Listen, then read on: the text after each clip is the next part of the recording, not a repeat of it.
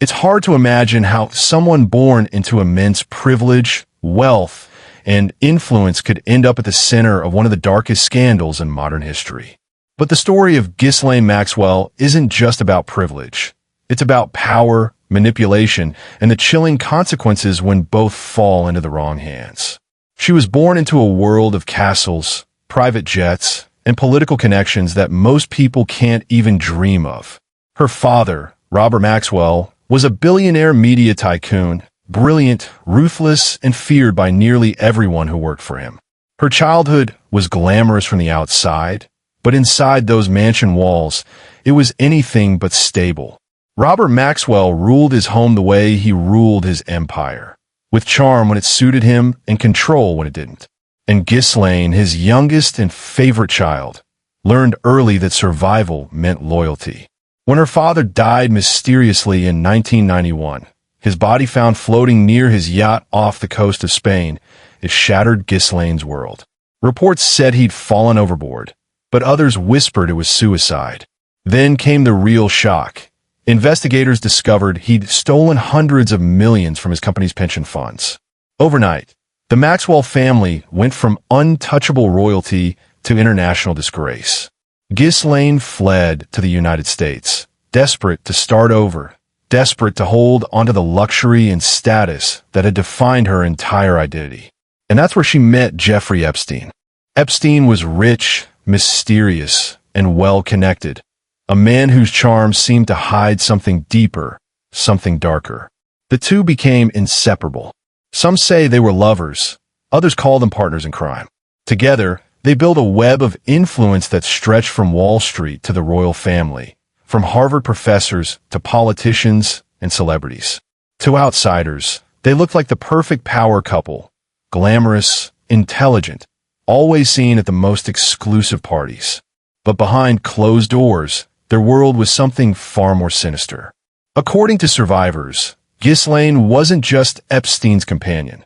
She was his recruiter, his enabler, and in many ways, the gatekeeper of his predatory empire. She approached young women, some still in high school, offering them opportunities, scholarships, even promises of modeling careers. She spoke with elegance, confidence, and the charm of someone who belonged to another world. And for a moment, many of those girls believed her. But soon, the truth revealed itself in the most horrifying ways. For years, Epstein's victims described being trapped in a cycle of abuse and silence. Too scared to speak, too ashamed to fight back, and too convinced that no one would believe them. And sadly, they were right. Epstein's power and Maxwell's connections protected them from scrutiny for nearly 2 decades. The people who should have investigated them looked the other way. The institutions that could have stopped them stayed silent. It wasn't until 2008 that Epstein was finally charged, but even then, the system seemed to bend in his favor. Despite overwhelming evidence, he struck a deal that allowed him to serve just over a year in a private wing of a Florida jail, still allowed to leave for work release 6 days a week. The victims were furious, the public outraged, and yet, Ghislaine Maxwell remained untouchable. For a while, she disappeared from public life, vanishing into luxury homes in New York and London, surfacing only for high society events. But when Epstein was arrested again in 2019, her name was back in headlines. Reporters called her the woman who knew everything. Investigators believed she held the key to understanding the full extent of Epstein's crimes and the powerful people who may have been part of it. Then, just a month later, Epstein was found dead in his Manhattan jail cell. The official cause was suicide, but the internet erupted with theories. Cameras had mysteriously stopped working. Guards had fallen asleep. And suddenly, the one man who could have revealed the truth was gone. That left only Ghislaine. For months, she vanished completely. Rumors said she was hiding in Paris or being protected by secret allies. But in July 2020, the FBI tracked her down to a secluded mansion in New Hampshire.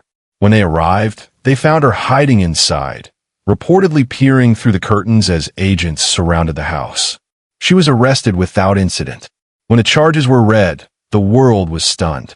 She was accused of recruiting, grooming, and sexually abusing underage girls alongside Epstein. charges that carried the possibility of decades in prison. But Maxwell denied everything. She claimed she was being punished for Epstein's crimes, that she was innocent, and that the victims were lying. Her trial began in late 2021, and the courtroom quickly became a battleground of truth, memory, and power. The victims, now grown women, took the stand and shared their stories, many for the first time. They described how Ghislaine had earned their trust, how she'd made them feel safe, until it was too late. Their voices were steady, but their pain was undeniable. Maxwell sat still, often expressionless, occasionally taking notes. Her defense team argued that she was being scapegoated, that Epstein's death had left a void the government needed to fill. But the evidence was overwhelming: flight logs, photographs, testimonies, all painting the same chilling picture of manipulation and abuse. After weeks of emotional testimony, the verdict came in: guilty on 5 of 6 counts, including sex trafficking of minors. In June 2022, Ghislaine Maxwell was sentenced to 20 years in federal prison. She showed little emotion as the sentence was read, but for the survivors, it was a long-awaited moment of justice. Yet, even now, the story doesn't feel finished. To this day, questions linger. Who else was involved? How deep did this network of power and exploitation go? Why were so many influential people connected to Epstein and Maxwell? And why have so few faced consequences? Some believe Ghislaine Maxwell still knows more than she's ever revealed. In interviews from prison, she's claimed that she regrets trusting Epstein, insisting that she's not the monster the media made her out to be. But for many, her words ring hollow. The truth is, Ghislaine Maxwell had every opportunity to walk away. She had education, money, freedom, and influence, everything she needed to live a normal, even extraordinary life. But instead, she chose to stand beside a predator. Some say it was loyalty, others call it love. But maybe it was something far simpler, a desperate need to stay relevant, to hold on to the power she'd once known. Because when you've lived your whole life in the light of privilege, the idea of being ordinary, of being nobody, can be terrifying. And in that fear, Ghislaine Maxwell crossed a line she could never return from. Today, she sits behind bars in a Florida federal prison, her once glamorous life reduced to concrete walls and numbered uniforms. The woman who once dined with billionaires and princes now eats cafeteria meals under the watchful eyes of guards. She's filed appeals, claimed mistreatment, even said she fears for her safety. But the world seems largely unmoved. Because while her story is one of wealth and influence, it's also a reminder that power can corrupt, that privilege doesn't erase accountability, and that even the most untouchable can fall. In the end, Ghislaine Maxwell's story isn't just about one woman's downfall. It's about the system that allowed her to thrive for so long, the silence that protected her, and the courage of those who finally spoke up. And maybe that's why her name still sends a chill through the public. Not because of who she was, but because of what she represents. The dark side of privilege, the cost of silence, and the unsettling truth that monsters don't always hide in the shadows. Sometimes they smile in plain sight.